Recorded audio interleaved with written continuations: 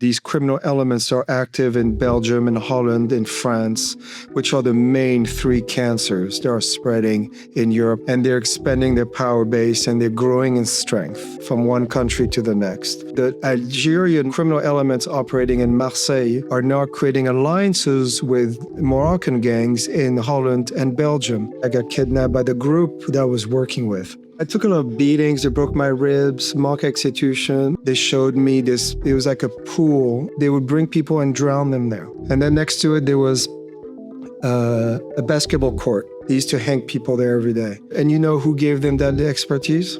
Mexican cartels. Jonathan Alpeyrie is a war journalist who travels the world documenting the war on drugs. From the cartels and the dealers to the users and the addicts, Jonathan has seen it all. He's embedded himself with Brazilian drug gangs in the favelas of Rio de Janeiro, filmed live shootouts in the slums of Port-au-Prince, Haiti, snapped photos of condemned MS-13 gang members at the notorious CCOT Supermax prison in El Salvador, and hung with fentanyl junkies, crackheads, and meth addicts from Mexico City to Selma, Alabama. Most recently, Jonathan has been documenting the dangerous rise of European drug supercartels and exposes why Western European nations like France, Belgium, Germany, and Holland are powerless to stop them. Nobody has a more unique, first-hand perspective on the worldwide drug crisis than Jonathan. Check out his book, Drug Wars: Supply and Demand, available anywhere you get books, and we'll leave a link to that in the description of this episode. Ladies and gentlemen, this one is deep,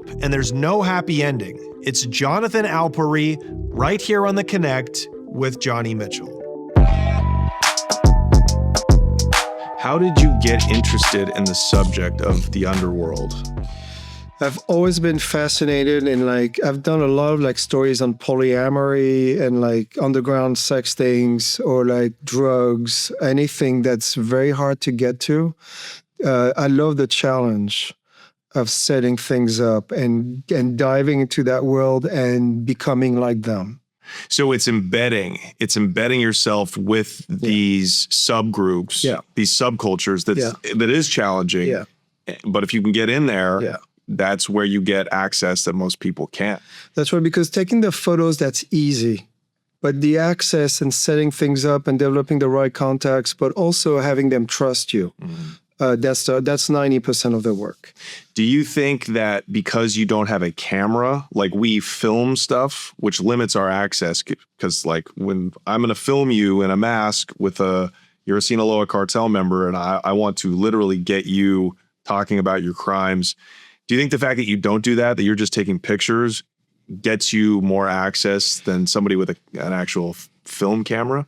I don't think so. And the reason is because when people in that world see you with a camera taking pictures, they think you might be spying because you're being discreet about it. If you're filming with an actual camera, it's much more obvious. I mean, it could be a problem, but it's not considered, at least in people's mind, that you might be spying on them. You're snapping some photos of their face and you might give these photos to law enforcement. When you're filming, it's much more obvious. So photographers, it's really tricky. And the key is to really you need them to feel comfortable around you. And once you're successful with that, and that's really a skill, you are able to just do what you want. That's why I never take pictures for a while. You just sort of hang around and, it's kind of like when you go surfing in an area where, you go to Oxnard. If you surf, you don't know, you'll get your ass beat. But if you spend time and you go every day and and the guys after a while, they might say, yeah, it's all right, but you don't just start surfing. Right. So there's a way to just kind of ease into it. So you filmed, taking photos all over the world from gangs in Kenya? In Congo, in Kinshasa. In the Congo, you went to Gaza after October 7th. You've, of course, been embedded with cartels in Mexico, as far south as El Salvador, Ecuador. What I find most fascinating, though, is that you've embedded with European drug gangs. Now, to me, that's the as somebody who's quasi-journalist myself, that's what I salivate at, because those guys are the hardest people to get you to trust them, because they've really, they've got the power of European law enforcement, coming after them. So first of all, how did you manage that? The only way to be able to get close to these guys is through law enforcement units that you embed yourself in. To go completely the other way and to live with these criminal elements that are active in Belgium and Holland and France, which are the main three cancers that are spreading in Europe, as these three countries, is almost impossible. But with the units I work with are all undercover, and they're all special units. I don't work with regular police. I only work with the top units, the most aggressive units, and the units who do all the big busts. And the reason is because you do get close to these criminal elements like that, because I behave like a car, I become one. So they do a lot of operations where they're buying drugs of these guys, where they are pretending to be criminals themselves. So I'm actually privy to that as well, and I'm doing that with the guys. So you pose as an undercover cop. Yeah. Not pose as you pose as a criminal. Yeah. With undercover cop units. Yeah, like in Hasselt, which is in Flanders, that was in February, we did a big operation where they had been tracking this guy who's been selling kilos of marijuana and cocaine, and they've been tracking him down for a while. And we were coming in and we worked out a deal when we were buying a few kilos of drugs from him, and he fell for it. He tried to make a run for it and they took him down. But so yeah, that's the best way. Otherwise, if you want to go, like you were mentioning about Mexico, to really spend time with them, that's not possible in terms of just being with them all the time. Or in Brazil, you should spend time with criminal elements in the favelas in Rio. You can do that. All right. But the problem is that the underground world, the drug world in Northwestern Europe is incredibly detached from the social structure, if you will, of Europe. Now that's changing because everybody's doing drugs and they're expanding their power base and they're growing in strength from one country to the next. So that's the way I do it usually. That's fascinating. So you actually have purchased drugs with undercover cops from European drug dealers. Yeah. That's wild. Yeah, that's the way they do it. The problem is they don't do any prison time. So you'll see as this conversation extends into Europe, the law enforcement units are good in these countries. The top guys are good. However, the law system in Belgium and Holland, for example, is quite different. So I'll give you an example. 2 years ago, they had arrested 3 guys at the port of Rotterdam. And they were caught with 3 tons of cocaine that came in through Mexico, Caribbean mostly, and then, going to Europe. There was 1 Brazilian guy and 2 Moroccan with Dutch passports. And they got 2 years each. That's it. How is that possible? Did they have to give up information on their suppliers? It's the way the punishment to the crime is. They were just reading the law book, and they only got 2 years each. And I don't know if you've ever seen photos of jail cells from Holland. They're like little cozy apartments. They have it's nice wooden floors, nice little bed, a TV, which connects to a Nintendo 64, which is the first thing you can ask when you go to prison. And you get it 100% of the time. It's human rights BS. So it's not really punishment. And for these hardcore guys, 2 years in jail, comfortable. And you could probably get a cell phone in there and just keep working your business. You can. Now, so are there no mandatory minimums for per quantity the way there are in the United States? Like over 5 kilos of cocaine is considered like a mandatory minimum amount of prison time in the U.S. under federal statutes. Does these European countries not have anything like that? They do have that, but they don't upload the law for 2 main reasons. Number one is because there is no more space in jail. So they're not building new prison spaces like we would here. For example, France has had for decades about 50,000 spaces for prisoners, and they haven't built new jails. So now I think the total population that's incarcerated is about 76,000. So they're overloading these prisons with a lot of prisoners. So what they do, the judges who are very leftist in Europe, so for ideology, they just decide it's society is the reason why they're doing this. Mm-hmm. We should forgive them, and they just release them also because they don't have space anymore. California is much the same way. It really incentivizes the system to keep, even if people have long sentences, life sentences, now you see a lot of guys starting to get out. Right. Because they need to free up space. Right. So you think the main, you said France, Belgium, and Holland are the main narco states. Yeah. Or the closest thing to narco states in Europe right now. So Belgium is the biggest problem for all kinds of reasons. Belgium is not really a state. It became a state in 1830. But it's very fractured now between the Dutch part and the Walloon part, the French-speaking part, and they hate each other. That's historical. That's been the case. The European Union Commission and the Parliament are based in Brussels, and they're the ones who are the main power base, and they control everything. And for example, Belgium went through a period where they didn't have a government for about a year and a half. Didn't make a difference whatsoever. Now, their immigration policy is backfiring too tremendously, where, for example, 30% of the population of Brussels is now Muslim. And there's a lot of ethnic tensions going on because now they're bringing in Algerians, they're bringing in Nigerians, also Albanians, who are doing a lot of the drug deals as well. Moroccans too? It's mostly Moroccans, like in Holland. But now you have a lot of ethnic tensions that are going on, even in the drug trade.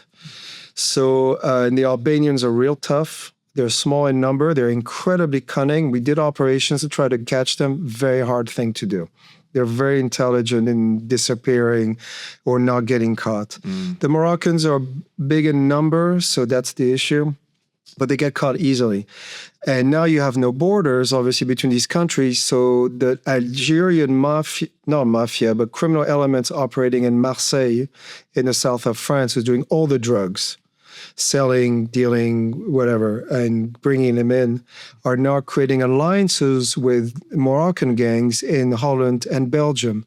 So it's really expanding in getting and they're getting a lot of their influences from Mexican cartels.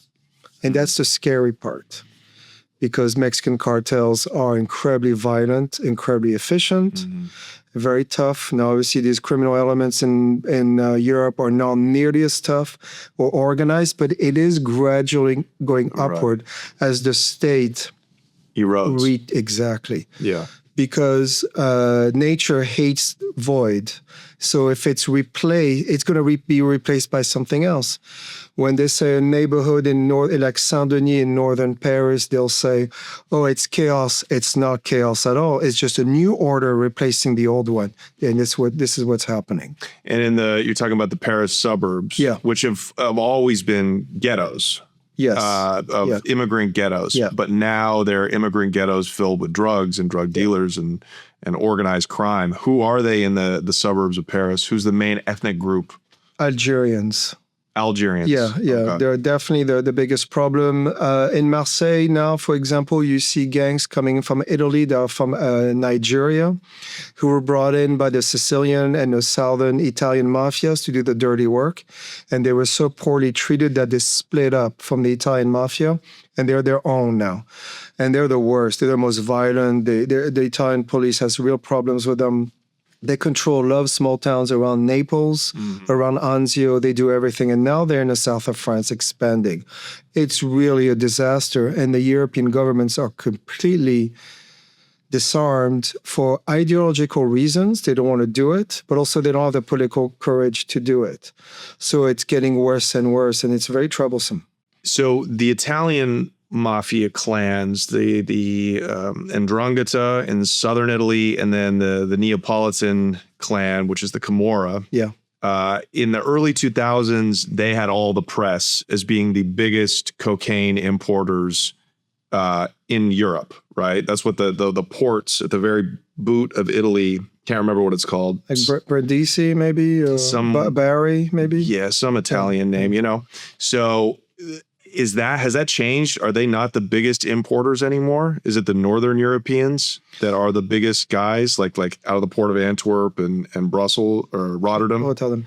So in terms of volume, it's always been Holland and Belgium. That's because they are the two biggest deep sea ports in Europe, which you just mentioned. Now that security is tightening up a little bit, it's getting more expensive to bring their products into these two countries. So what the criminal elements are doing, they're spreading out. And they're hitting the French port like Le Havre or Dunkirk, who have no security whatsoever. The French are completely disorganized. And what's happening is that they're spreading out, making it more difficult for local authorities to target loads that are coming in. So France is becoming more and more of a problem. Spain is a huge problem. Big party scene, Malaga and all these areas. A lot of people are doing cocaine. A lot of people are doing ecstasy, MDMA. Ketamine is the big new drug as well. That's Brazil. That was a Brazilian specialty. Now it's all over. And Italy, obviously, is the other big thing. It's actually increasing. Because what you have is, so the South American route goes two ways. It goes north through the Caribbeans and to Europe. And then you have the southern route, which is more expensive. It goes through West Africa. And they do have strong alliances with local gangs there, like in Ivory Coast or Guinea and all these countries, Togo even. And then it goes up to Morocco, who's always been a drug hub through not marijuana, but the paste. Hash. And goes up through Spain. But Italy now is another big route that's been increasing as well, because a lot of people are doing cocaine in Italy, traditionally, actually. But that's also increasing. I mean, so basically the answer is everywhere. Yeah. Everywhere. I mean, you saw the Kinahans out of Ireland, you know, they just arrested Daniel finally in Dubai because they had to, because he was all over the news. But I mean, it seems like every country and region has big cartels. Do they do more coke? I mean, why this insatiable demand for cocaine in Europe? Do you think there's a higher demand for coke in Europe than in the United States? I know the price is higher, so there's more of an incentive to get it over there. But why is Europe like the crown jewel of the drug trade? Partially because the criminal elements understand that the European Union is incapable of controlling anything on a security context. And European nations are withdrawing in terms of its regalian purpose, which is security, borders, currency, lawmaking, all these things. That's disappeared mostly. So a lot of these high-ranking criminal elements, they understand this very well. For them, it's a business and nothing else and nothing more. And they do study geopolitics as well. They're far from being stupid people. And they see that, well, we can really punch through a lot of drugs, and there's a huge demand for it. France is the #1 consumer of cocaine in Europe by far. By far, the French are doing cocaine like never before. Yeah. Were you part of any busts at the big ports when you were embedded in Europe? So I did some, not in Europe, but in Ecuador, I have in Guayaquil, like tons of cocaine. In Europe, I've been trying to, and the authorities have been very standoffish with me when it came to work in the harbors. And one of the reasons is because Antwerp and Rotterdam are highly corrupted areas, because if you're, let's say, I'm waiting to get the drugs that are coming through that specific container, and I know which one. You have connections with the dockers and whoever is checking the X-ray machines where the thing goes through. You go to him and you say, the number 24 here has stuff in it, look away. I'll give you, the running number is between 5,000 euros to 25,000 euros per container. That's a lot of dough. Just for looking away. Just for looking away. And it's tax-free, obviously. Yeah. And if you don't, I know where your family is.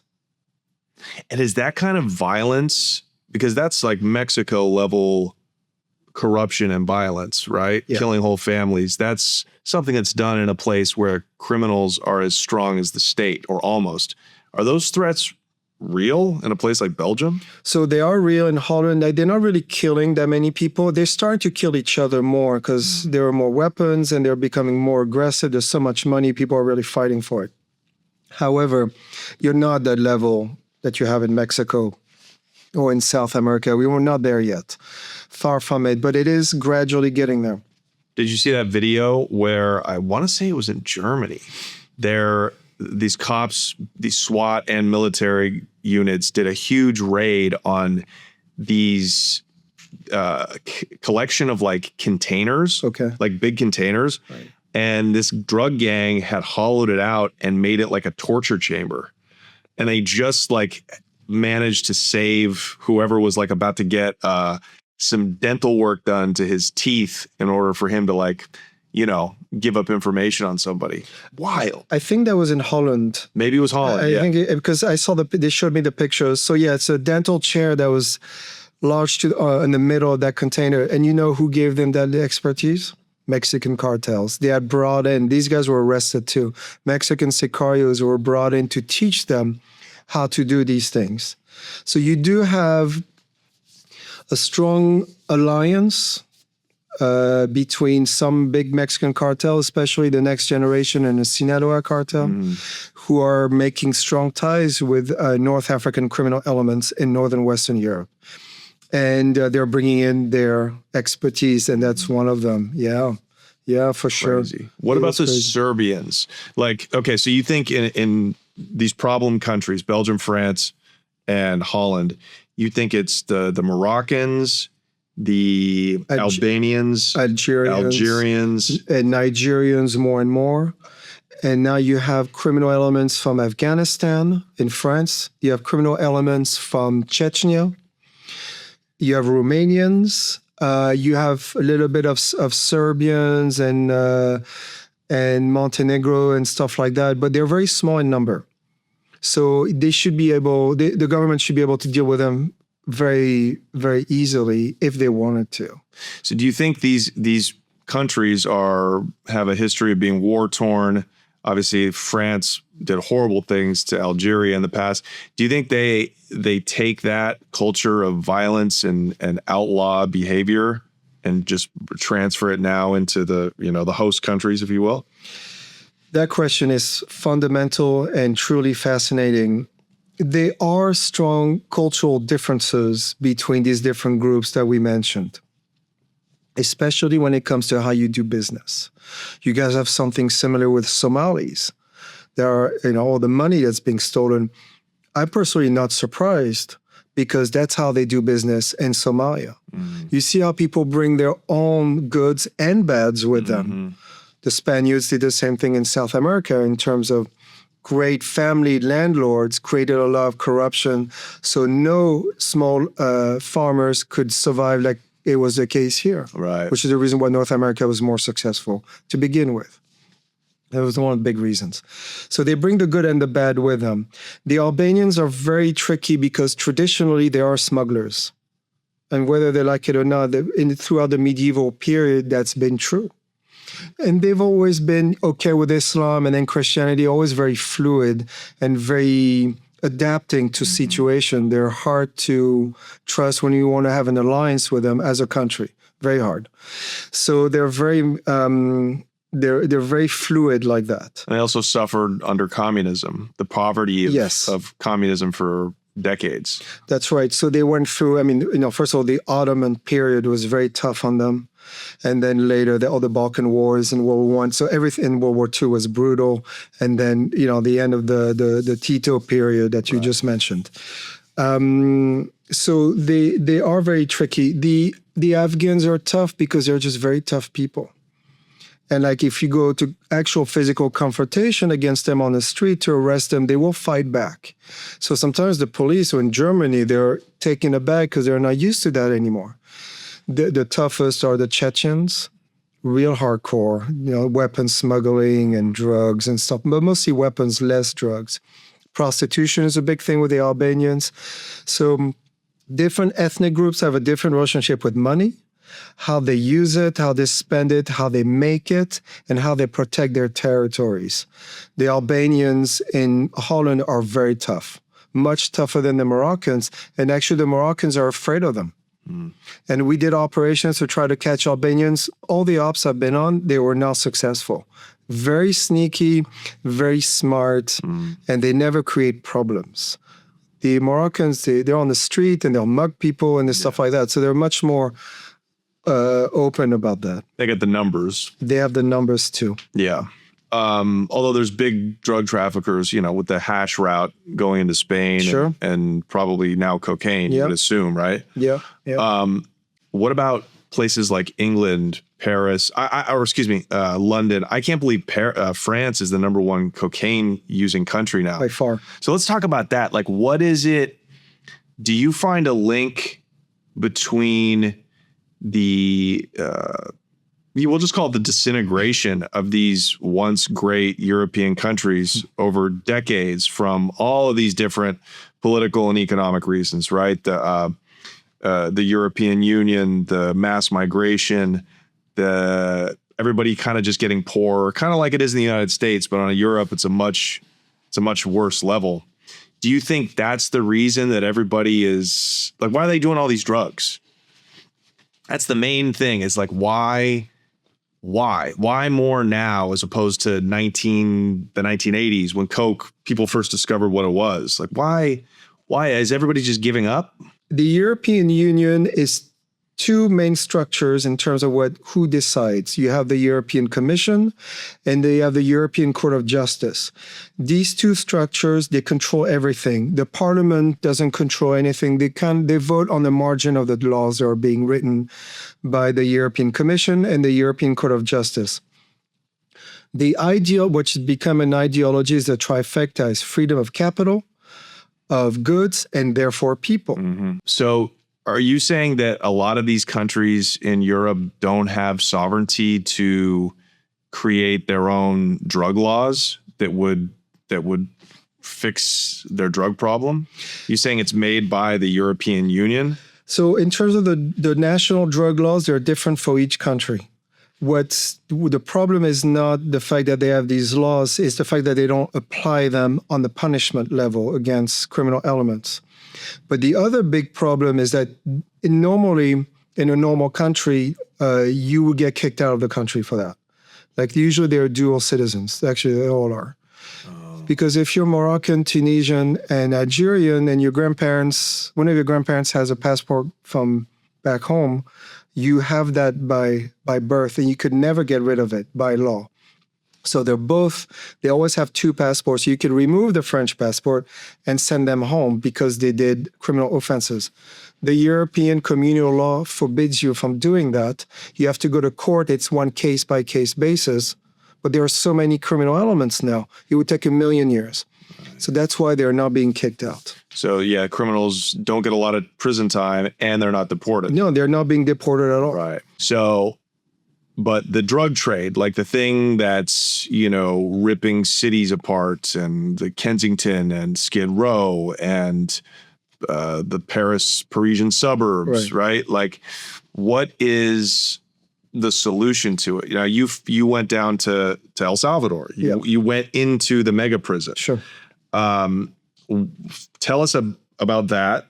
Tell us about the what you saw, what you heard, and then do you think that El Salvador is a workable solution for the whole world, for Europe, for the United States?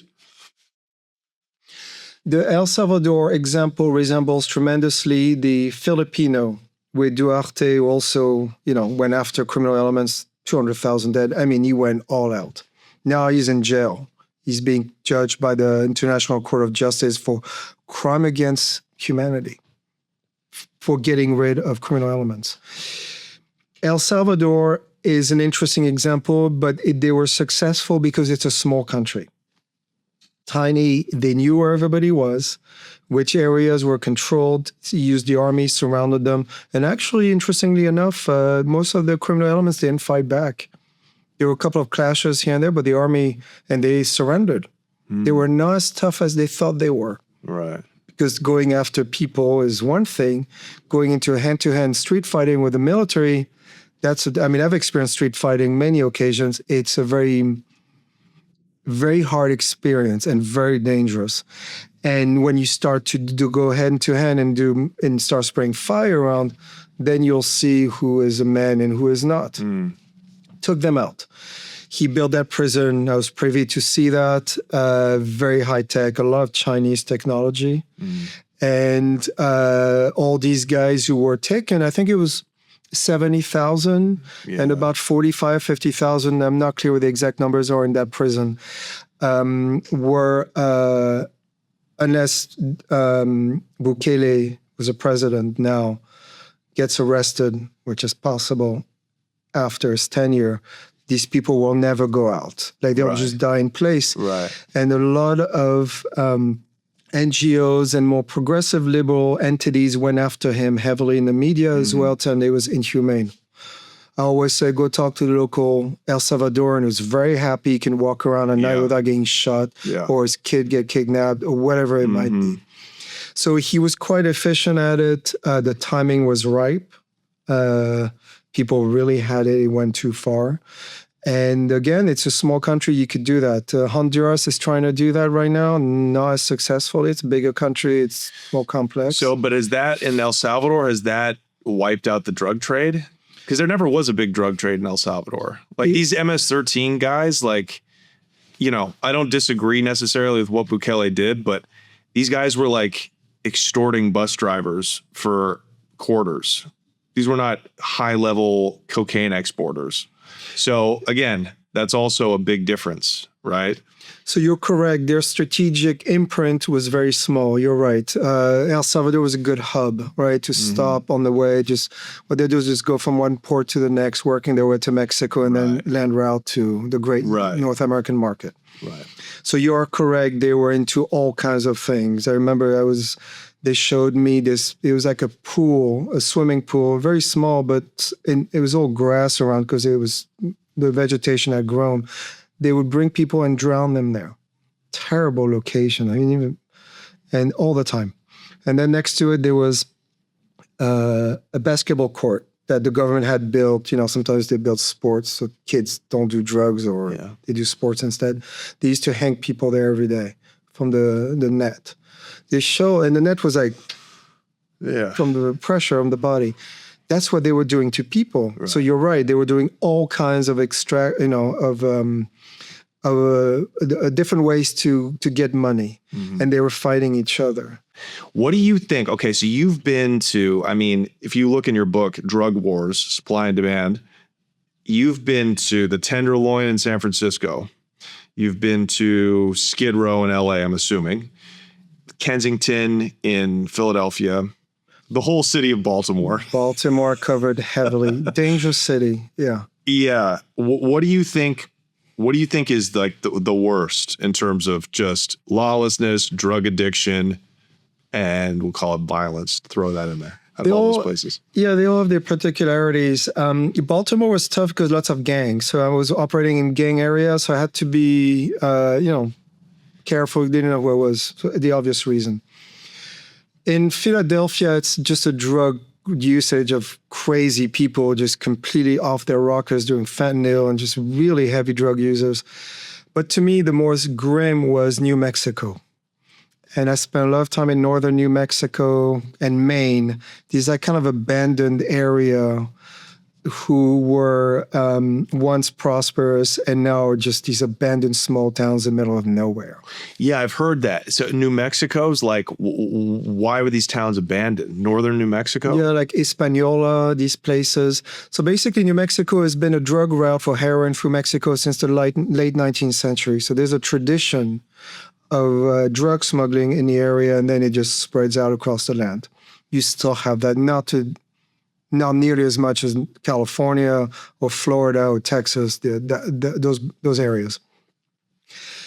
It just feels like time has stopped there, and you have beautiful landscapes. So it's a weird combination of beautiful nature and these small human towns where everybody's doing drugs. They're doing dirty drugs. There's no money, so there are no resources to help them.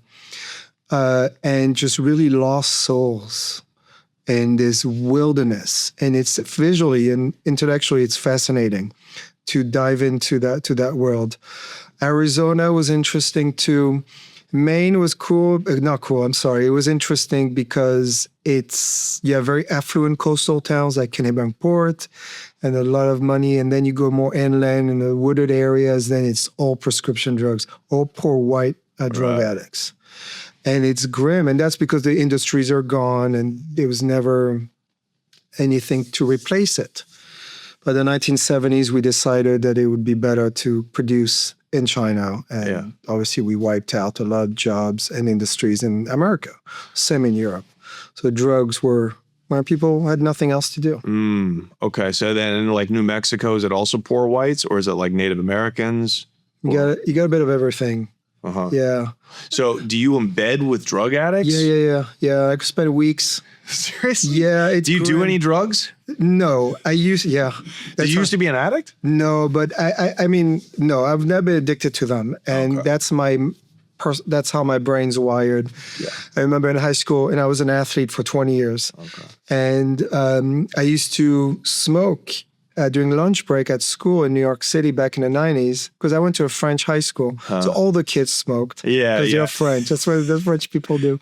But I was, I tried and I really tried to be an addict and never. Same with hard drugs. But I grew out of them because there was a time, to me, but it was never going to be a problem. I knew that. But you take a chance. You don't know about your own addiction unless you try. But I've tried all kinds. But I was never addicted to them, and I grew out of them. So, but yet and that makes you a perfect person to hang out and observe drug addicts because you're not going to do them, right? Yeah, no, I would never. Yeah. But so you're watching people smoke fentanyl? Yeah, like shoot it. Like a lot of like needles. Let me ask you this. Do you find that less people are ODing on fentanyl now? Because I've heard, because we study cartels on the show pretty heavily, and we've heard that the regulations around getting the chemicals out of China to Mexico to produce the fentanyl have worked to an extent, so that the fentanyl batches are less strong. Could also be that they're getting tolerant to them here. But do you find, like, when did people go straight to the fentanyl to get high? And not just have it be like heroin with fentanyl in it.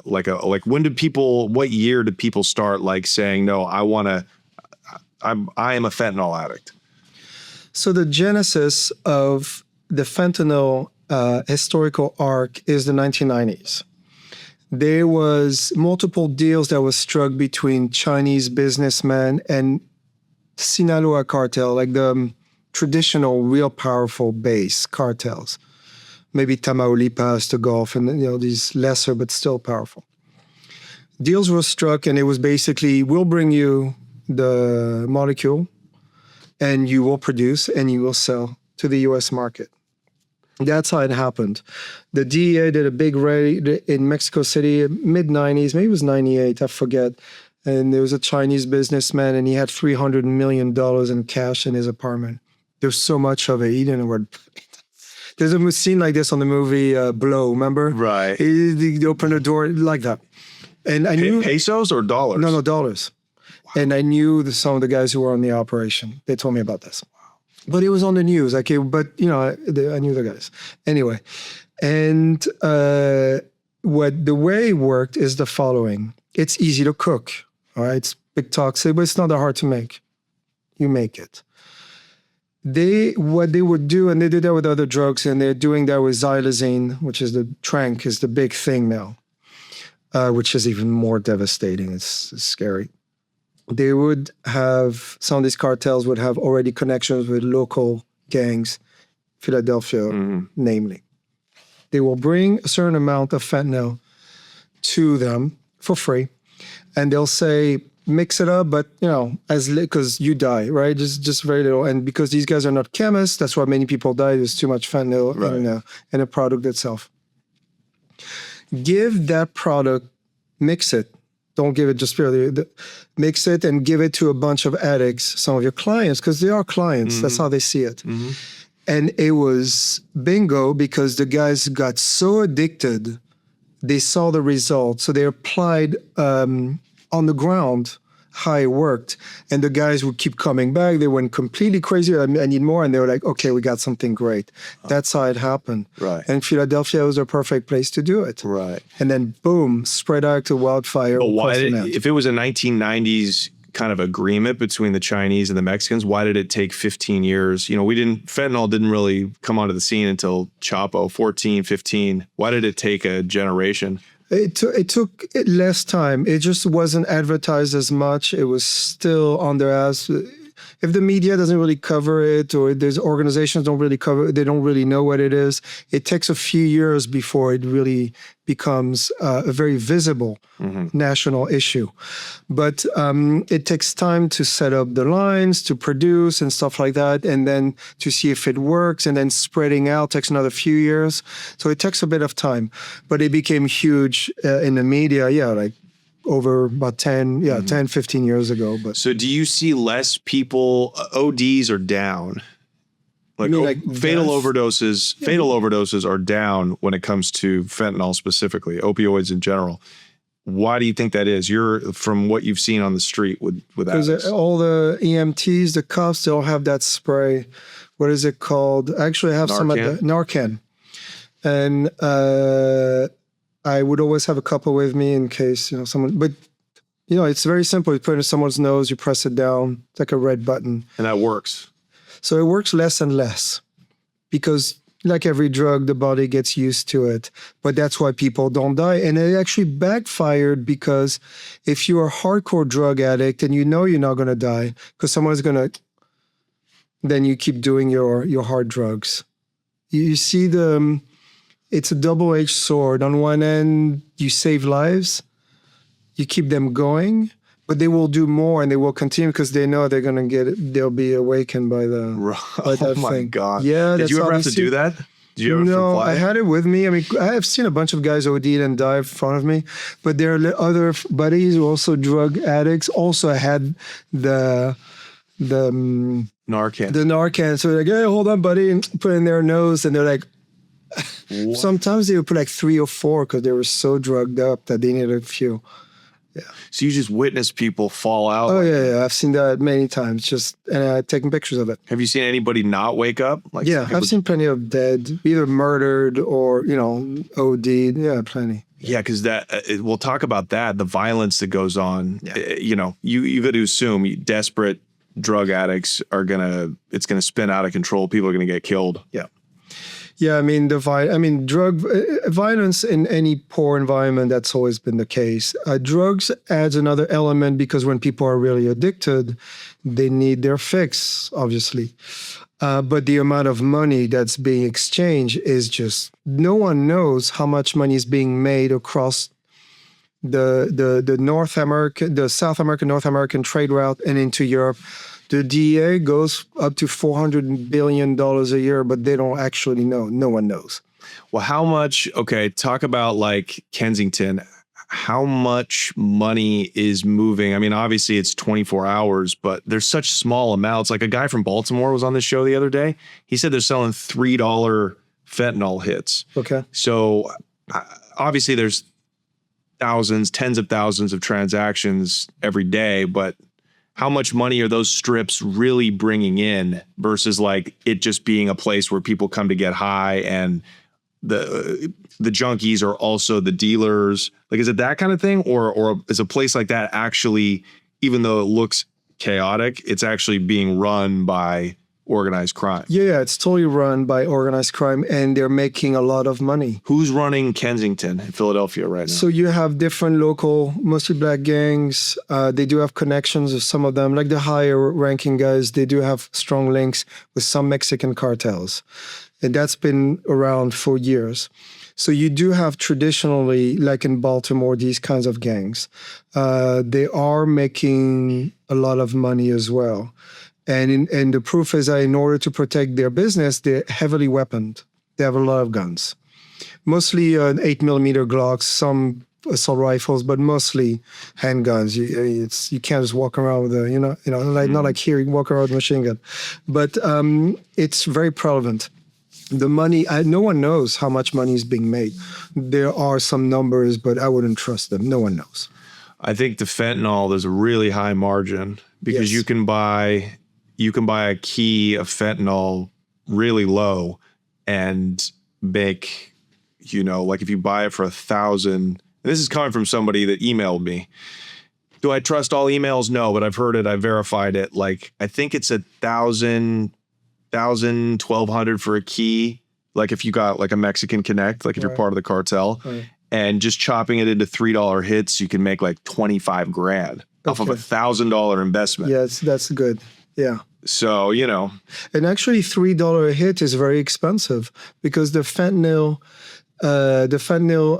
result on your body is very brief. So you want another one quickly, you'll be spending multiple times these $3 on a daily basis. Okay, that's wild. So it's like a hit of crack. It doesn't last very long. It doesn't last very long.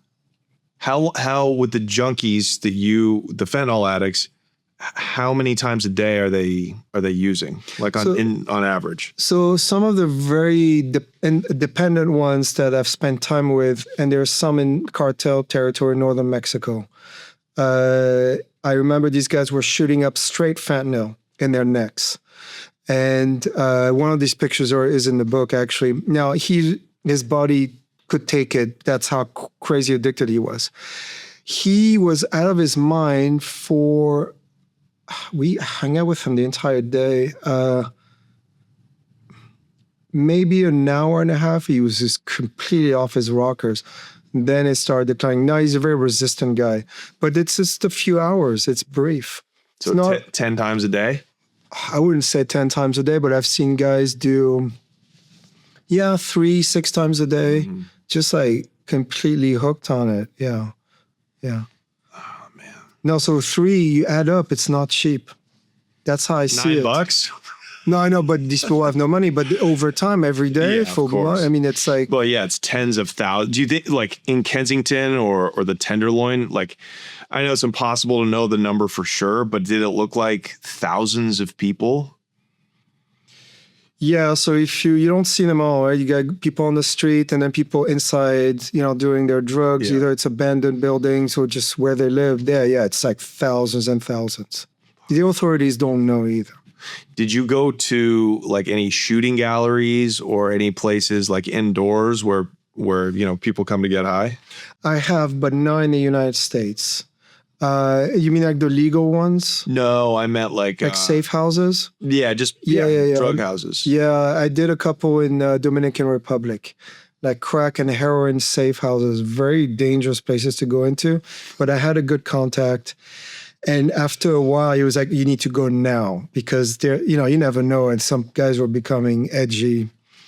And so I would, of course, listen and leave. But I did a couple of those over the years. Yeah. Yeah, it's grim. It's just dark and all these little rooms. Yeah. Sometimes, I know it sounds weird to say, but that's the photographer in me. Beautiful lighting sometimes. Right. Just like a string of light, just lighting one guy. Right. And dark around. And I would use other people's flashlights at night. So they're, for whatever reason they're using to light something up. And I would use only that light to take the picture. And because I'm using a prime lens, I'm only shooting a 50-1.2, which is a very wide lens, and it captures a lot of light that works very well to shoot at night. Just grab whatever lights around. I don't use flash ever. Yeah, ever. They're beautiful pictures in the book. Okay, has fentanyl or meth, how much were you around methamphetamine? So meth, you don't see it. Like I remember doing some stuff in Pensacola in the Panhandles, Florida, and you do see like more like the white port trailers. You do see that there more. It's interesting how, to some extent, drugs differ on the ethnic group. Yeah, it's so crack is more like in New York and the Bronx, for example, of crack usage, mostly Dominican, Puerto Ricans. Right. And blacks, but you don't see Mexicans do that. at all. Yeah. And that's a cultural thing. Mexicans are not, they drink heavily, but they're not known for doing heavy drugs. It's been changing. You should go down. You should see the places we've been. The Mexicans do drugs. No, they do, but I mean, like as a nation, it's not like a culturally like you would in the U.S., where drugs is much more widespread in terms of consumption. My experience with Mexico is that they are still a very family-oriented nation, and there are certain limitations and restrictions when it comes to when you're raising kids.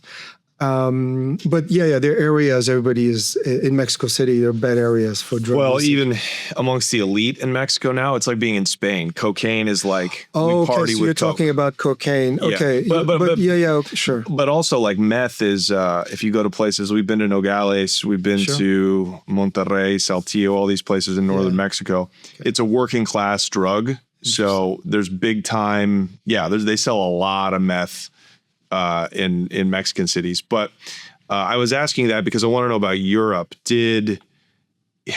Let's focus on the fentanyl. Will fentanyl make it to Europe?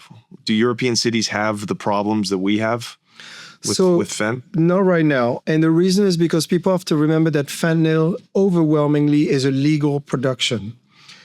China makes 4 drugs. That's what they give you when you're in a hospital bed and you're at an op. That's how they shoot you up for pain. At a very, very tiny dose, obviously. Right. So India is a big producer of the molecule as well. We are too in Canada, and I think these are the top producers. And I rarely say this because I don't like the European Union, but they do have a good side in terms of restriction for prescription drug production and consumption. So the fentanyl is highly controlled in terms of being given out. So you don't really have an illegal fentanyl usage in Europe. It's very tiny, though it is increasing. Okay, so is it because a lot of people, unlike in the US, in Europe, they're not so addicted to legal opioids? You're correct. And so therefore you have less demand for illegal opioids, like fentanyl. You're correct. So the prescription drug issue from the 1990s with the Sackler family, this has never happened in Europe. Okay. However, France does have a huge problem with, I forget the word in English, drugs that you take like because you're depressed. These kinds of drugs. Antidepressants. A lot of people are on it in France. It's like the number 1 user by far, given by a psychiatrist legally. But huge problem. Right. A lot of people are taking because they're depressed, and France is number 1. Right. And do you think that maybe, certainly that probably leads to, stimulant use, ketamine, right? Ketamine is on the rise. I did a ketamine piece in Brazil in the gay community because I did this crazy story on the underground gay sex world in São Paulo. You had to embed in that. Oh my God! Hope you didn't have to get high on your own supply. If you know what I mean? I had to be. I'm straight, so I had to. I'd be extra careful. For sure. But the parties, the drugs, it's insane. Brazil is not a production hub; it's a consumer hub. They do a lot of kinds of drugs. Right. And everybody in Brazil is gay. Like you have a lot of crazy. When I went to Rio, it's like jacked. Gay black dudes. So you have a lot of, it's very fluid sexuality. It's a weird, Brazil, I've worked a lot in Brazil. It's a weird between a very Christian state. Abortion is illegal. So they have these deep Christian foundations. And on the other hand, the sexuality is very fluid. And ketamine was a drug being used. During that week, I photographed that for a French client, but it was also part of, some of these photos are in it. In the book is the use of ketamine in a gay community for party drugs. So they do ketamine, they snort it usually, and they go all out. And these parties, underground parties, is basically, one was in an abandoned factory, and that was grim. It was basically a huge concrete floor, and they had a stage in the middle and a bar on its flank, and there were balconies, multiple floors, and I started shooting. And I brought my girlfriend at the time, was Brazilian for safety, and a couple of buddies of mine. And it was 2,000 people in an orgy, ultimately doing drugs. It was like the end of the world. And I remember the further go up you would go, the darker it would get. And I got to the top floor and there was some sort of an entrance and I opened and someone grabbed my arm and pulled me in.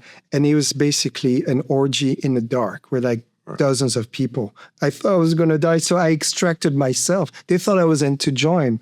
And I was able to pull myself out because, you know, I was holding my camera. But all drugs. Everybody is just doing something. Cocaine, obviously. That's right. That's but what does ketamine do? Like you know how gay guys used to do and probably still do poppers, in the U.S. Is ketamine a similar feeling to poppers, or why do gays, you know, go to this drug? I mean, it keeps you going, right? You could just go all night and just keep partying. Yeah. It could really. I mean, then you could do too much of it, and then it's called going through a K-hole. Right. Like you lose, like you feel like your body is detaching from itself. It's a very weird, very unique feeling that you get if you take too much ketamine. But it's really a party drug. It's just, it's linked to that. Now, does organized crime, like at what scale is ketamine moved? Because ketamine's big in the U.S. now too. Yeah. At what, is it controlled by organized crime, or is it kind of just more like localized people, again, who do it that also know how to make it? Or is there a hierarchy to ketamine trafficking? There is trafficking of ketamine, but it is also a trend where people who feel depressed go to their doctor and they get ketamine. You do have that now.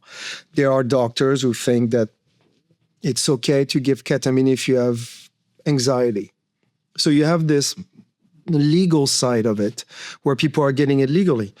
The illegal side is mostly for the party scene. It's not something that you would have a junkie on the street just shooting up or snorting ketamine. You might have some, but it's marginal. It's really the criminal elements are targeting the big party scenes, like in Puerto Vallarta in Mexico, huge gay scene. A lot of ketamine there. Okay, so who's making it? Who's? I mean, obviously, Puerto Vallarta, people controlled by the cartel elements, right? But like in a place like Rio or Europe, like, do you make it at scale? Like, are there kilo dealers of ketamine, or is it just something that like small time people get involved with? No, I think it's you know, it's like for these on a large scale, these international criminal elements, it's like a menu. You go to a restaurant and they sell you different products, and ketamine is one of them. It's probably on the lower scale. Right. I don't think it's not their big money maker. It's just an extra way to earn cash because it targets a specific kind of people, the way they used to target advertising people in France in the 80s with cocaine or heroin with the jazz men. Like Ray Charles used to talk about this in the 50s and 60s. They all, you know, a lot of them were junkies using heroin. So it was targeted for specific bubbles of, you know, groups of social people. Ketamine is like that. So would you liken the market, like the market capitalization? In other words, how big the market is for a drug like ketamine? Would you say it's on par with like Molly or MDMA? It's a good question. No, I think Molly, MDMA is much higher. It's much more popular, and it's been maybe less ecstasy now, more MDMA, because it's actually a little bit better for you. Right. I don't mean it's good for you, but at least it's a pure form, right? Ecstasy, you didn't know. You got speed, you could have crack in it, and, you know, whatever it could be.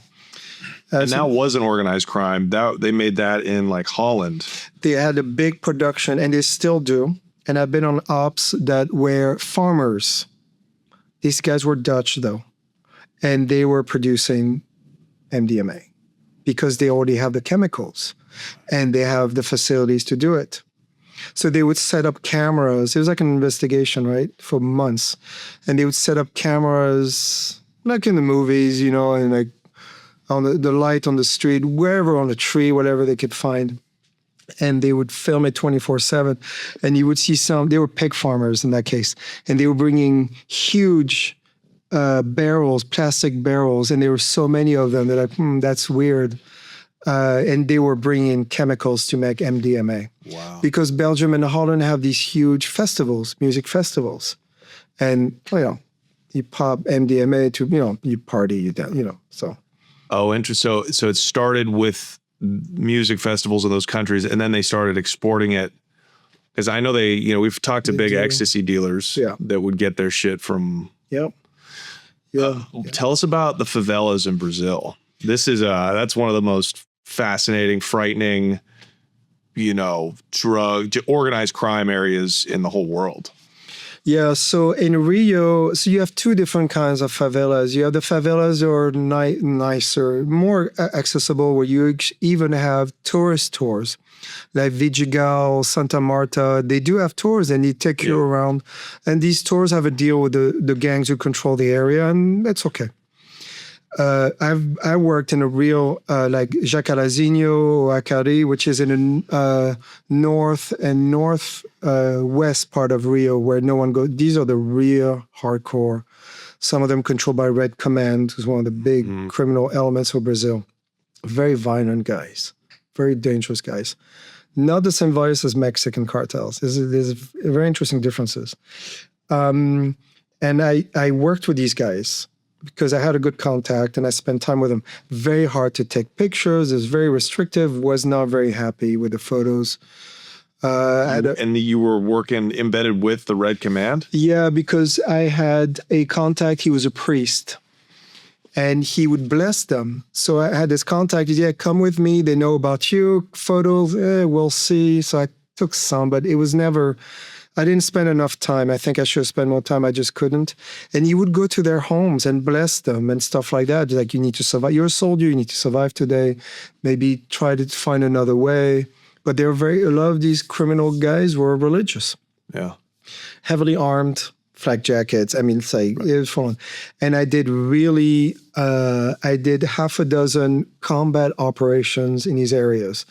And this was with Corre, which is commandos. I had access to. I was the only one with that kind of access, and different military police units. And we did a proper firefights on the streets, like gun battles, people getting killed, spraying fire all over. Yeah, like no joke. Like these units were, when they go after, it's to kill. It's not to negotiate. Arrest. Yeah, they just take. So you were wearing a press suit? No. I mean, I was flak jacket, but I don't wear press ever. No, okay, but they gave you a flak jacket and a helmet. No helmet. I don't wear a helmet. Yeah, if they hit you in the head, man, that's part of the gig. That's a good shot. So yeah, I know. But flak jacket was for security. But I'm also very experienced. I've done a lot of urban combat, like Mosul and in Syria and stuff like that. So I know what to do. And it's intense, but it's not intense like it was in Iraq, right? So it's for a city that's not at war. It's pretty serious. Yeah. Yeah, it's like it's at war. Yeah. Every now and then it flares up. Yeah. Right. Yeah. When do they decide to do raids, like those lethal raids where they're just there to kill? What did you get a sense of when the police decide? Okay, let's go in and do it. It's like a cleansing. Yeah, right. So sometimes it's because a lot of police officers in Rio are getting killed, and they're getting killed when they're getting home. I think I forget the number. They told me it was like 80 or 100. It was like dozens every year. It was not a small number. And because some of these police officers work in the areas where they live, so the dealers know who they are. And they would ambush them going home when they were out of their service without their weapons and just kill them. And when that happens, out of revenge, they'll go in and they'll kill a bunch of them in return. So you have that. Or the new governor who's hardcore and he said, I need to make an imprint on my tenure. We'll do major operation. We're going to kill a bunch of these guys and calm things down for a while. But it doesn't solve the problem long term, but it goes down and then it goes back up. Right. It's a never-ending pendulum. Yeah. It's like constant. You saw that. Did you hang out in any like drug sale spots in the favelas? Yeah. These I was never really allowed to take pictures because they're for them there's tactical areas. They're points of sales. But yeah, anywhere, some corner they sell everything. Bad cocaine, like bad drugs, because people who do drugs in these areas are poor, so they get cocaine. I saw it. Looks almost brown. Dude, I had one of the worst cocaine I've ever bought was from a guy in the favelas. in Rio. I'm sure. I didn't go up into the favelas, but like I sent him up there. I sent him up to get weed. Right. But I don't speak Portuguese. So he came back with a bunch of blow. That's how cheap it was. It was like money for weed, and he came back with coke. It looked like pancake mix. Yeah. It was awful. It was like I didn't even do drugs. It's terrible. One of the trips I did in Rio, I lived with transgenders for a couple of weeks, and they are all prostitutes and drug users. That's the trend. Unfortunately, that's the MO. And they would do cocaine, and they would get that kind of cocaine because it was cheap. And I have pictures of these people who I became very friendly with. Actually, but prostitute at night, doing drugs, or just living together in abandoned buildings. Right. So doing that too. Yeah. So do they have tourist cocaine, which obviously I didn't get, but they must have better product for the tourists. Yeah. And then the locals get the shit that's just cut. Yeah. And they sell it it's cheap. It's very cheap. It's the same for coffee production in Colombia. They do very good coffee production, but none of it stays in Colombia. It's for export. And the bad coffee is for domestic consumption. Right. Same thing. Same business calculation. What do you think the worst area was in all of these up, drug-addled, crime-ridden cities that weren't technically at war? Because I know you've been in real war zones too, which we should talk about at the end. What do you think was like the worst? In terms of the addiction side of it, or overall? Both. For addiction, the U.S. is grim. And the reason, because I would go shoot in the winter sometimes, it's the whole ambiance. Baltimore used to be a very, had a lot of business, not anymore. New Mexico was grim. I spent a lot of time in Oakland in California, obviously grim in a different way. Just to see that you're in the United States and you have that. Right. And that's what's so surprising. In terms of violence, the deep port of Guayaquil in Ecuador was dangerous because I took part in operations in areas completely controlled by, and they clash, and the people they arrest were really bad guys. And there's a lot of retaliation from the criminal element against the police element. My friend there was the head of all this, almost got assassinated a bunch of times. Last year, they tried to kill him in his car and they missed. He's a high-end commander. He's a clean guy. So you have a lot of not-so-clean guys, so they don't get killed. Right. So there was threats on me too. After a month, I went back to Quito. And in Quito, I was going to do the same thing. And I was introduced to the main commander. And I could tell as soon as I walked in, the guy was deeply corrupted. And I told my fixer, I don't know about this guy. And he was not happy that I was around. And he was like, maybe 2 months later, he was arrested, got 25 years in jail for drug dealing. Yeah. So, you have a lot of that too. Do you think Ecuador was the most violent? It was really getting to that curve. Mexico is the most dangerous to work in. Mexico is a whole different ball game. And where were you? You were in Tijuana? Yeah, there are a lot of the north and like the south, like part of the southern Pacific coast, a little bit Mexico City and around, a little bit in Cancun as well. But Mexico is different because their understanding of death, their relationship with death and violence is very unique to them.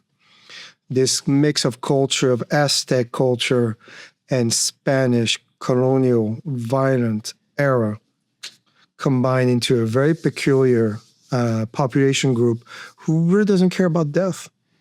A lot of people do not. It's like, Yeah. Doesn't matter. I know for sure. I think that same thing, especially amongst the indigenous and who usually become sicarios. Yeah. It's the white guys that look like me and you from Jalisco or Sinaloa that make the deals, that make the drug deals, but it's the brown soldiers. They're the ones who fight and get killed all the time. Yeah. And it's extremely normalized, but it's deeper than normalized. Like it's, there's a cult-like fascination with death I mean, Dia de los Muertos, right? Yeah. Like the whole society. And that's not necessarily bad on the surface level, but it's permeated the criminal element. I mean, one of the most violent cartels at the time was they had one group called Los Aztecas, and they were vicious. Los Zetas as well, who were wiped out.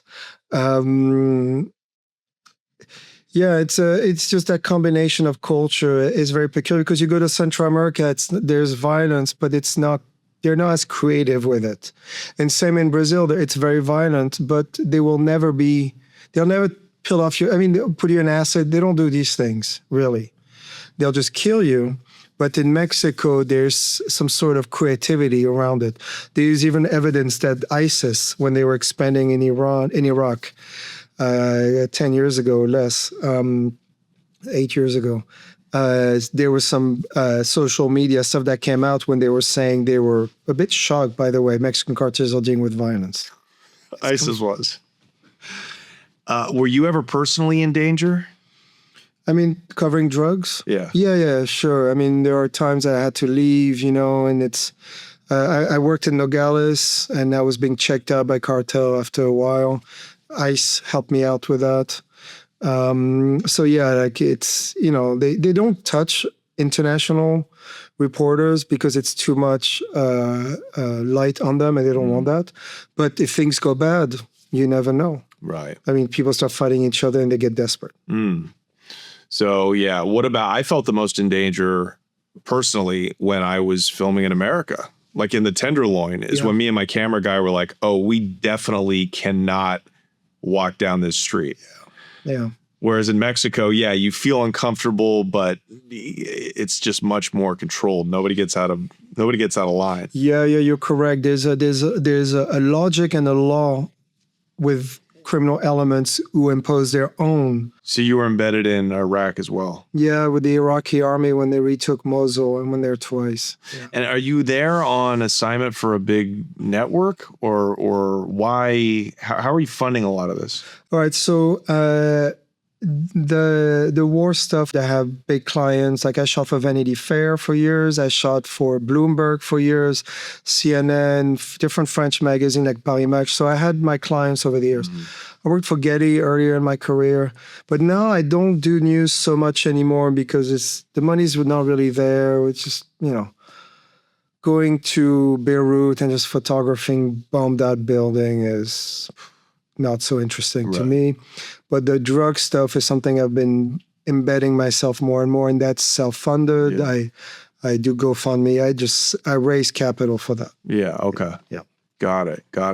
Yeah. I mean, and do you must go in there? Has there ever been an experience where you're like, oh, I actually may get killed?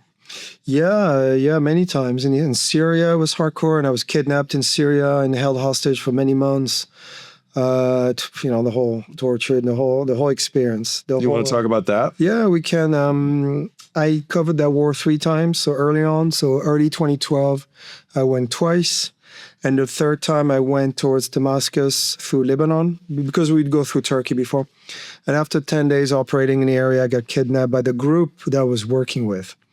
They decided it was financially a good business deal. See, it's all about money. Of course. It's a business, except now you're dealing with humans. Who's the group you're with? They were like a local Katiba, which is a fighting brigade. Okay, so it's a loose term. But so these are the rebels trying to overthrow the Assad government. And they decided to.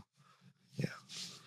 And the experience was very unique, obviously. I mean, they tortured me quite a bit for a couple of weeks to break your will. It's not personal. It's just to make you not a problem to them because they need resources to watch you while these guys are watching. They're not out fighting. Right. I was released because there was money involved. Someone paid my ransom, someone that was close to the regime of Bashar al-Assad. Very political situation, very unique the way I was released. And I escaped in Beirut. They smuggled me back to Beirut in the trunk of their car after paying off all the guards to cross the border. This is the whole story.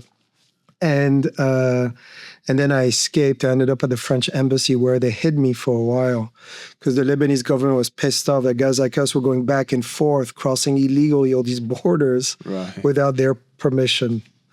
And they flew me back to How much Paris. was the ransom? $500,000. Dude, you're a handsome guy, man. That's you fetch a higher price. I know it wasn't that high. Some guys are like 2-3 million. That's like the joke now.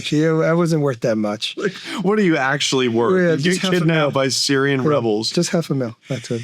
Disappointing. So it was a political deal that got them the cash? So the guy who paid my ransom was also a businessman, still is, and I can't say who, obviously, for his own protection. He actually reached out to me very recently, oddly enough, to how I'm doing. He had businesses in Canada, and his assets were all frozen because he was part of the regime. That's how we do it, right? We freeze everybody's assets who's an adversary. Mm-hmm. And he wanted to be out of that list, and by paying my ransom, he thought that would happen, but it didn't. The French and the U.S. governments were like, we're not being blackmailed by you. Yeah, you released our guy, we're happy, our citizen, but... Okay. Now, so Bashar al-Assad has fallen. His regime fell... Yeah. Very quickly. 6 months ago. Yeah. Just like in an instant, with the help of Turkey, Israel, and of course, the good old United States. Yes. So finally, after all these years, he went into exile, and now some ISIS-like guys are running the country. Yeah. And it's completely balkanized. It's been cut up. Yeah. It's a failed state. Yeah. First of all, what they were saying about him in the news when he was in power, you were there. The propaganda in America was he was dropping white phosphorus on all his cities, on killing his own civilians, kidnapping people, disappearing them. Is any of that true? Is there any truth to that? It's tradition for the regime, and before him, his father, Hafez Assad, to torture and do a lot of killings. But that's how they do with each other. The Middle East, when they go at it, they just do a lot of that stuff. Mm. That's cultural, in my opinion. Anyway, again, particularities of violence also changes culturally. And in the Middle East, they have their ways as well. They love to torture and kidnap, because also kidnapping is a business, especially in Lebanon. Smuggling, smuggle antiquities like you smuggle people. Right. What's the difference? Just different amounts. Anyway, was it a good regime? No. However, when it comes to geopolitics, people have to understand that the morality side of it is not relevant. Countries talk to each other, even if the guy in front is not a good guy. We dealt with Gaddafi for decades. Up individual, but we did a deal with him. We said to him, no nuclear weapons, no nuclear anything, but you control our southern border for migration. That was the deal that the Italians struck. We get rid of him. Everybody came up. Yeah, now you can buy human slaves in Libya, literally. So at the end of the day, I said to people, he was a bad guy. Yeah, but look what you have now. Look what you have now in Syria. Do I trust this new guy? No, I do not. They're nice in the beginning because they want to be legitimate. He was invited into the Oval Office. The guy was a ISIS, he wasn't just a soldier. He was like an ISIS commander. He had responsibility. Right. Yeah, he probably has a lot of blood on his hands, for sure. But that's what I mean is you negotiate and you deal with everybody, because that's how people think that nation states are friendly with each other. That's a nonsensical comment. Nation states have common interest, or they don't. If they have common interest, they make an alliance and they work things out until it doesn't work and they move on. That's how the world works. Is it nice? Is it friendly? No, but that's how it operates. But there is morality, or at least value sharing, that makes some nations close, even when there is no economic reason to be close. This is why we share a sentimental connection with Europe, because that's our ancestors. Sure. And Christianity is where we come from. But in a place like Syria, was this guy, Bashar al-Assad, was he committing ethnic cleansing? Was he doing what the Israelis are doing to the Palestinians, on that level? Or Why was he killing? Nobody asked why he was white phosphorus bombing his own civilians. Yeah, so in terms of... I'm trying to imply that the CIA was behind all of this. Is that true? Because they've done a lot of shit like this in the Middle East. So the war in Syria was not a civil war. It was, in the beginning, it was a little bit, but it was truly a proxy war. And the proof is, and there are many, to make it simple, the Islamic opposition were a ragtag and then efficient foreign mercenary force. In terms of the proportional to its population, the largest number of non-Syrians coming to fight against the regime were from Tunisia. And I mean, proportional to their population growth, I think it's like a couple of thousands. But you had Chechens, you had Saudis, you had a lot of Muslims from Europe, from France, from Belgium, from Holland, from England. Thousands and thousands went to fight and die there. So it was truly an international war, very contained. It did not go over, really, thank God. So it was very contained, very violent within that containment, but truly international war. The US was arming and training the southern groups that did a pocket and on the Jordanian border. It's still there. Then you had the Kurds. The Turks were involved. I mean, yeah, everybody was like ripping apart that cake. And why were they trying to overthrow? Why? Why Syria? There's a lot of oppressive, repressive regimes. Why this government? It dates back from, on one end, it dates back from what the media like to call the Arab Spring, which is not an Arab Spring. It's not, in a sense, that it's not a genuine popular movement to be a democratized Egypt. I mean, a general dictator, and probably for the better, he's actually quite smart at managing his country and the region. El-Sisi is not a dumb man, far from it. But it's not a democratic rule. And when they tried to have elections, they elected, I forget his name, the guy was a Muslim Brotherhood. He now went to jail and died. I forget his name. People will remember. So people voted for hardcore Islamists. So why do they do that?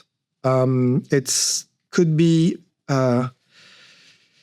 one thing, and that goes back to your Secret Service argument, is you use other people's troops to create problems. The Byzantine Empire intellectualized that very well.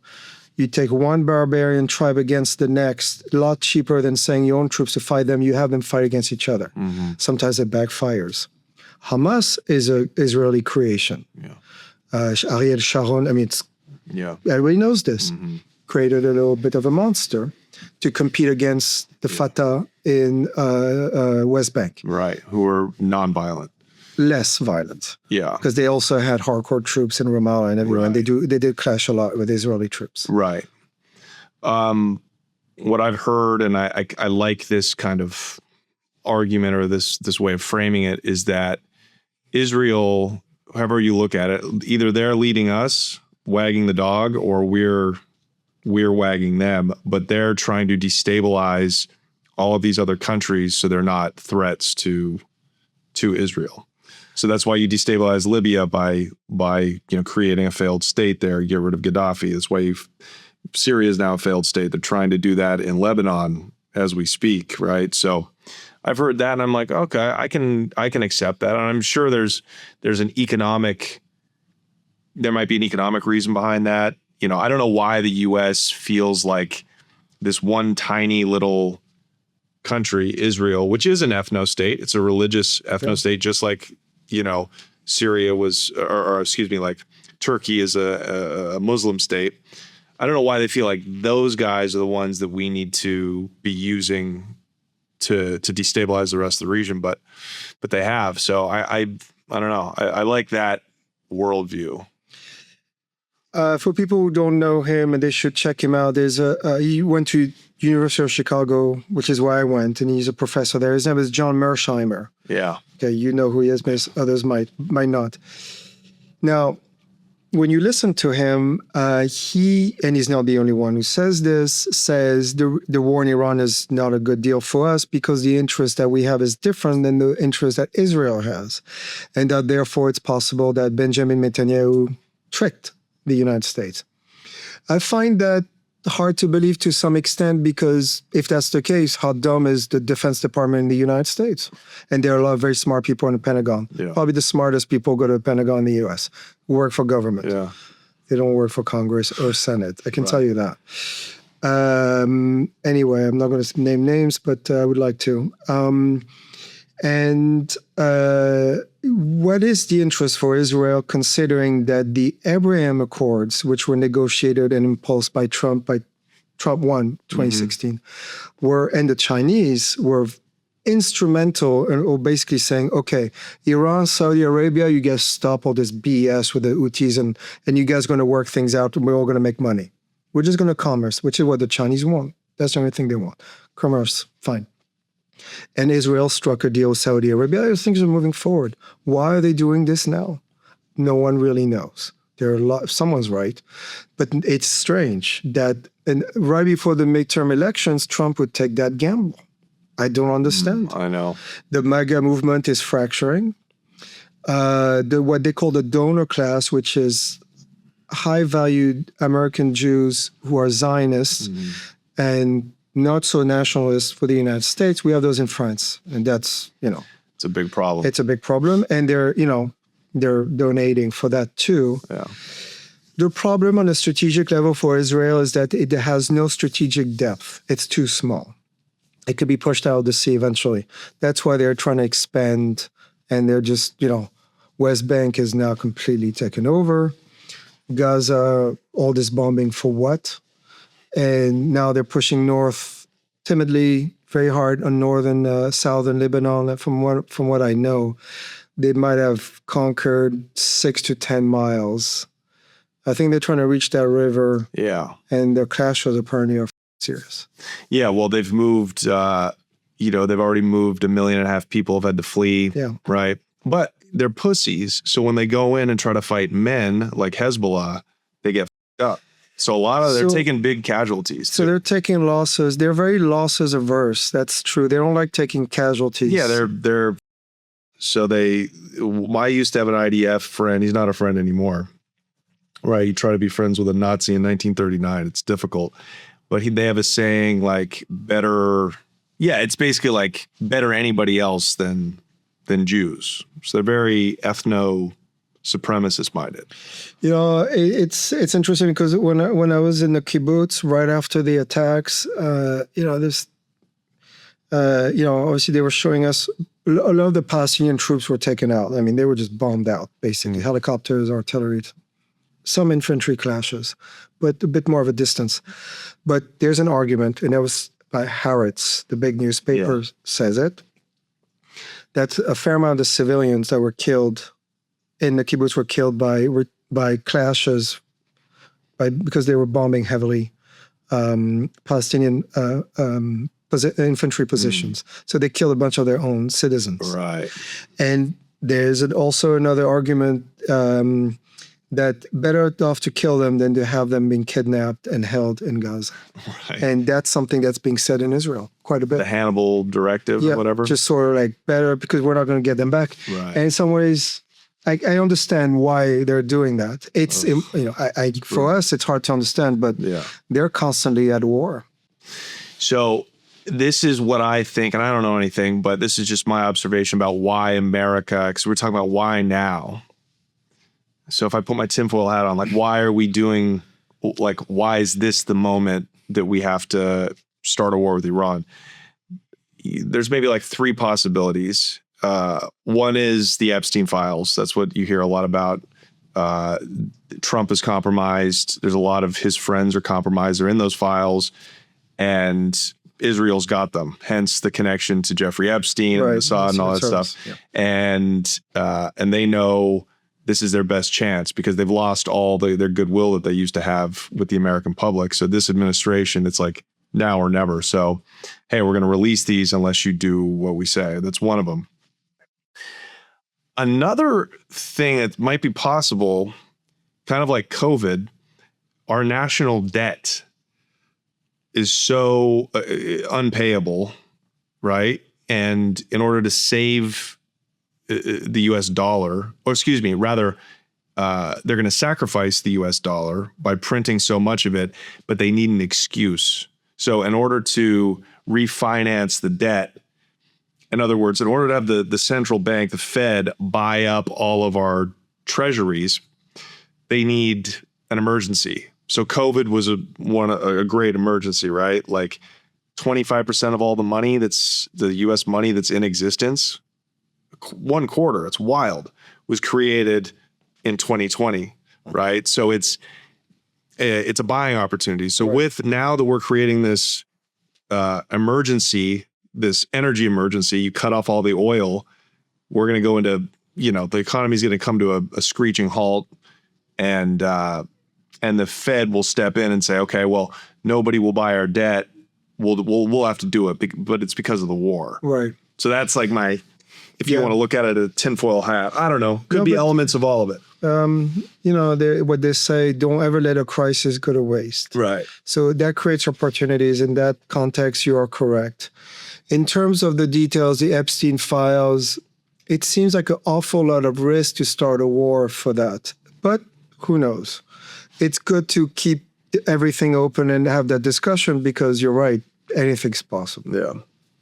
The other possibility, and that might be more of a direct consequence, is that the U.S. wants out of NATO. And you could tell already the U.S. just pulled 5,000 troops out of Germany. But it's been going on for years. Europe has to relearn how to rejoin history in a grand sense of the term by defending itself, which is incapable of doing. Right. England sent one frigate to the Strait of Hormuz. This is the Royal Navy, yo. Bunch of frigates. Yeah, and Sorry. it broke down. They had to send it back. We're talking about England. This is how bad Europe has become. Yeah. I mean, France has a better navy. And so it could be a way to force that, because what Trump has always been elected on is we're retracting within ourselves traditionally, which is where we started. Right. And because the U.S. is no longer able to be the number one cop on the planet, because we lost a lot of resources, wasting some of it. Then we understand China is on a rise. Right. Russia to some capacity, Saudi Arabia, Brazil a little bit, Turkey. So everybody is making moves right now. Yeah. So the U.S. is no longer able to be the number one guy and be like, this is how it's going to be. That is partially over. I think it's kind of is a good thing, though, because if you go back to being like, the war, and maybe that's the reason to go to war, is to figure out how do we save face but not be the unipolar power anymore. Yeah. Do you think that now that the world is being divided up again into fiefdoms rather than a one world police order, like how the US was, do you think that will have an effect on cartels and criminality? I feel like it will. I feel like because, say, for instance, the US can't police the Middle East and the rest of the world anymore, and they'll just eventually be forced to come back to this hemisphere, like it'll turn its power of the military onto, Mexico and Colombia and Ecuador and all of these places with, massive instability because of organized crime. Yeah, I mean, I was just in Cuba actually covering the embargo recently, and so Cuba is the next target. We'll see how it transpires and how it's being done, but clearly Cuba is next on the menu. Yeah. And from an American perspective, it makes sense to no longer have this rock in your shoe right next 90 miles south of Florida. So what you're saying is accurate. The U.S. is regrouping its resources towards the Monroe Doctrine, which is what we were originally. Well, not originally, but pretty quickly after the U.S.'s creation, 100 years. Anyway, so that's happening, and hoping that some local players in the Middle East, like Saudi Arabia, will take the helm and through an alliance with us, and which is what's happening with Salman, to be able to, well, now you're going to be dealing with your zone. That's what we call a Westphalian,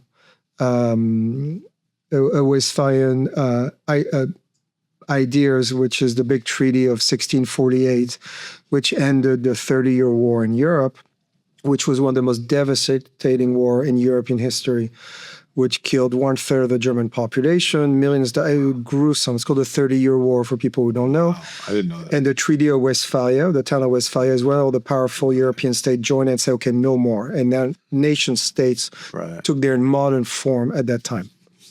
That's how it happened. Fascinating. Fascinating. So how'd you get tortured in Syria? I took a lot of beatings. They broke my ribs, mock execution, stuff like that. Yeah, they f you up a bit. Yeah. The mock executions would just kill me. Yeah, with knives too. Yeah. They were like going like this, and then, yeah, they're real. And did you look at them like, dude, we were friends? Like, oh, you're shaking. Like you're like, it breaks you down because you don't know. They're not going to do it. Well, you know this in hindsight, but yeah, you're like, and I was shaking for like 2 days, trying to control, but not a lot, but just because you know it's going to happen again, right? It's during that peaceful time that you're thinking about the next time they're going to drag you out. Yeah, most of them are dead now. I doubt anybody's going to miss them. Oh my God. Yeah. And did you... And you had no idea if these were going to be real executions the next time. You don't know. You don't know anything. Like it's a dark hole. You don't know what's happening outside your bedroom. Were they feeding you? Yeah, they feed you because they want you to be in healthy. You're worth no money if you're dead or sick. So they do. But then it got a lot better for me because I started learning Arabic. I started integrating with them. And this, then it becomes personal relationships. So they start liking me more. Right. And then the military situation, Hezbollah was pushing through our area, and it was bombings constantly. It was intense. I was chained up for a while, blindfolded while bombs are dropping around the house, stuff like that. Wow. Yeah, it was hard. It was your brain forgets a lot of it for survival reasons. But So you seem like a perfect person for ketamine therapy. Right? Yeah, right. Yeah. So have you? Yeah. How do you deal with that? I mean, how do you... I don't take prescription drugs, nothing. I don't do any of that stuff. I'm very resilient, so I just train through it. Do you have nightmares or anything still? Yeah. Less right now because I'm not covering wars that often anymore, but I used to have a lot of nightmares, screaming, and nice for the girl sleeping next to me. For sure. Just like, what the hell? You're about to get to know him. Yeah, like, I'll call you. And disappear. Never heard from her again. It's a good way to get rid of them. You're like, I'm having night terrors. Yeah, like, I can't have you sleep over. Yeah, like I'm screaming in my sleep. Yeah, you might wake up with a pillow over your face. Yeah, I might mistake you for a Syrian rebel. Yeah, for a Syrian rebel. Yeah, that's amazing, man. Because it's like trauma. It's a reason a lot of people probably get on fentanyl. I mean, look, the opioid, your body physically gets addicted, so you can blame that on the Sackler and the opioid crisis and the pharmaceutical companies, because you still made a choice to take these pills. But you did make it, like, you do make a choice. You do make a choice. You know that you can, if you go through pain, you can get off of them. That's why legally it's so hard. How they got them is the way they distributed the drugs and to what aim. But you're correct. You cannot sue McDonald's because you're fat and you have diabetes, because McDonald's not coming to your house with a gun in your head telling you're going to eat McDonald's 3 times a day for 10 years. That's the thing. You do. And this is choice. And this is the problem that I have with the war on drugs. This is the problem I have with blowing up drug boats. It's like it is the free market, and they are responding to an insatiable demand from people that are making choices. That's why I tell people, like, don't, if you think you're a humanist, which, by the way, is that your philosophy, right? You called yourself a humanist. What do you? No. I wasn't talking about me. I was talking about that. I consider myself. I'm definitely a nationalist. That's a political. But I mean in a traditional way, a conservative. I don't mean. I mean, in Like a far-right nationalist. Yeah, I don't mean that. Far-right nationalists are much more globalist than people understand. Yeah, they've somehow co-opted. Yes. The globalists have co-opted nationalism. I'm a Charles de Gaulle nationalist. Right. Because you have different form of nationalism. You have the National Socialism, which I'm not. But I'm a Charles de Gaulle, which is everybody has its own right in its own country, and you do what you want. Right. I'm not going to invade you, but if you invade me, I'm going to you up. Right. But it's about nation states. Everybody is respected within their own borders. You commerce, you have deals, no problem. I mean, I'm no liberal like that. You want to make money, that's no problem. However, that's true, the true notion of being a conservative nationalist, the way Charles de Gaulle understood it. And that's why I hate the European Union. And they're destroying Europe for multitudes of reasons. But now, the word nationalist is a bad connotation because what happened in the 20s, 30s, and 40s. But there are different types of nationalism, like there are different types of migration. People, it's in the that's in the detail that you find the devil, so you have to look into that into detail. Well, I asked you that because, like, if people consider themselves, like, if you care about, other people, if you care about people getting blown up on maybe a drug boat in Venezuela, you shouldn't do. There's real consequences to like buying and using drugs. And I think there's a selfishness involved, It's, I used to go in Rio, go to these high-end parties, everybody's doing drugs.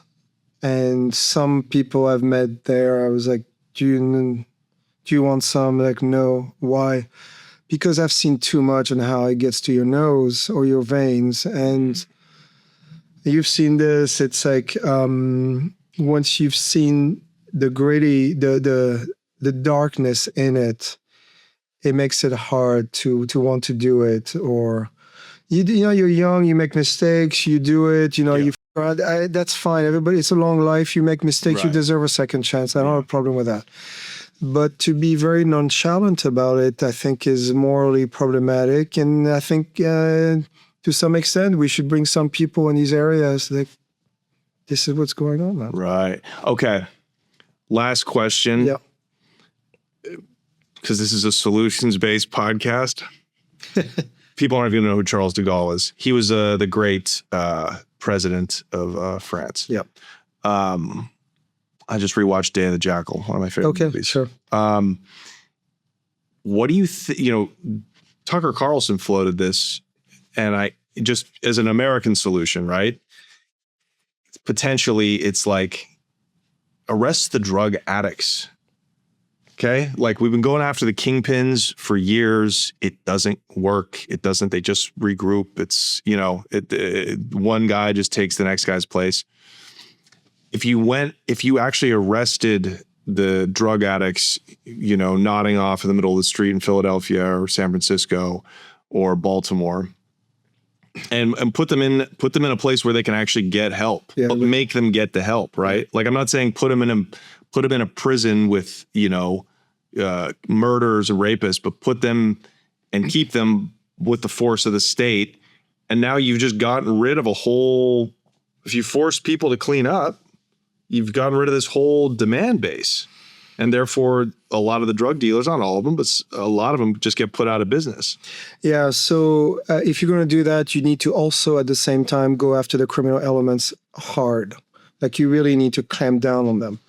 Like the way they did, I expect, because we're different country, but I was talking about earlier on about the Philippines. Right. When we're talking about all the criminal elements was 250,000 people sold with weapons in the drug business. That's like an army. Right. He went after them, and now he's at the Hague. He's being judged for crime against not humanity, but like the one right on there. I forget the name.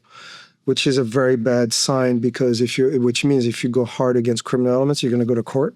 But why do you need to go after the criminal elements, though, if you've arrested the people that are funding? Because many people were killed. Like, they made mistakes. I mean, No, I understand the Philippines example, but we're out the Philippines, like right, for the U.S. I don't want us becoming right. To just, I'd rather have there be drug addicts than us have no rights, like. Right. Philippines, right. So in the U.S., if it's illegal to do drugs in public, and they just don't arrest anybody. Like, you know? Could, yeah. So, and then it would depend on the kind of drug. If you're smoking weed, it's different than if you're like a complete junkie. But you do need to take care of these people, and you need to make a break. And that's what Bukele in El Salvador did. He did it in a very violent, terminal way to make that break, so the young youth generation hopefully will not be intertwined from an early age within that gang culture, which we have here extensively. Totally. And that's a mistake. It's going to take somebody to, take something from, a leader, to take some ideas from Bukele, but do it in an American way. Sure. Try to, like, it's going to be something that's not ideological necessarily. It's like practical and hopefully as close to fair as it can be. You know what I mean? Yeah. I mean, for example, I remember when under Reagan, Nancy Reagan was like, just say no. The message was proper. Right. But the way it was advertised was people were laughing. They were like, this old little lady, what the f does she know about drugs? It's not legitimate. I'm 35 and I'm on Wall Street, dude. I'm trying to close. I need a little shot. That's right. So it didn't transpire into the social public arena by saying, well, yeah, okay, you shouldn't do drugs. Most people agree with that. Parents all agree with that. Mm-hmm. Yeah. So it was poorly advertised. It looked silly. Do you care about solutions? I've talked to another reporter, she exclusively focuses on like drugs and crime, and she's just in it for the adrenaline. She's like, oh yeah, it'll never end. So it's, always be drug users, drug dealers, blah, blah, blah. She's just in it for the juice. But what are you in it for? You're in it for the challenge of it. Are you in it to make the world a better place? Obviously, you'd like to see the world be a better place, but are you just chasing the thrill of it? Yeah, the thrill is it's less and less as I'm getting older. You wise up. And when I was 20, I was going on infantry assaults in Georgia, drunk on vodka. I would not do that today. But that's stupid, right? Yeah. Youth. The adrenaline it's personal decision. It's marginal for me at this point. The covering the drugs is I want to open a window to as many people as possible. And one of the reasons, and there are others, why we are declining morally in the Western world. And to me, it has a real anthropological and therefore historical perspective to why I'm doing something. The photography is a sideshow. What's important is my historical understanding of everything is so fundamental and so lacking in a lot of young people, unfortunately. For lack of interest, or the educational system is subpar, to say the least, especially in public schools. Not everywhere, but in New York is disaster. So anyway, it put a lot of money for nothing.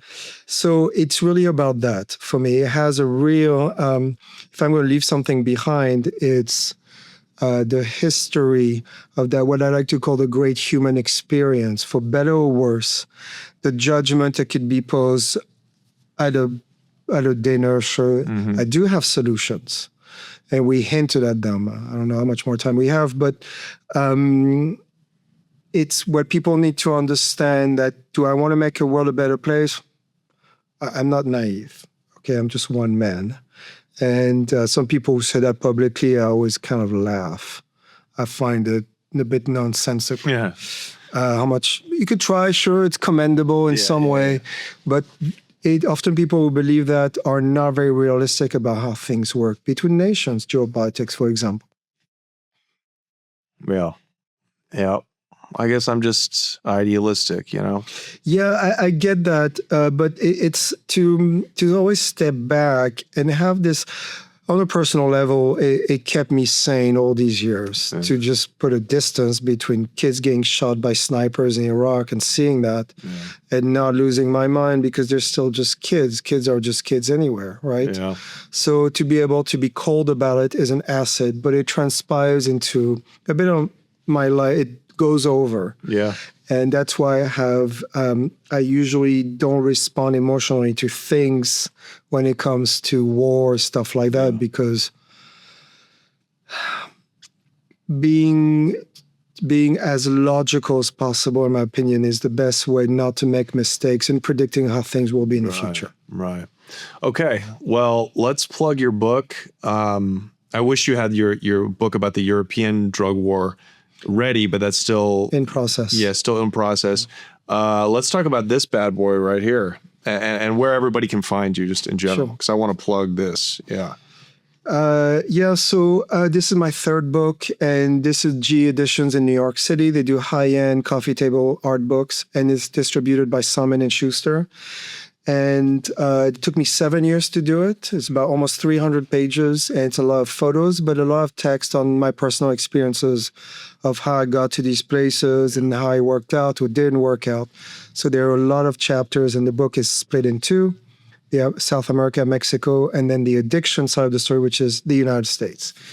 So people, I'm sure you'll have links in the description and stuff like that. But so took 7 years. Yeah, it was a long time in the making. Incredible. Incredible. Yeah, it's I'm very excited to dig into it. I'm probably going to read it tonight. So go get it. Drug Wars, Supply and Demand. It's a photo. So if anybody out there, we have a good section of our viewers don't know how to read. So there's plenty of pictures in there for you. I'm just kidding, guys. Go check it out. How do you say your last name? Alpeyrie. Alpeyrie, Jonathan Alpeyrie. Yeah. And the link to that will be in the description. Well, thank you so much, man. That was fascinating. A real pleasure. Thanks for coming all the way down here. All right, you guys, go get it. Drug Wars, Supply and Demand with Jonathan Alpeyrie. We will see you next week. Take care. Peace out.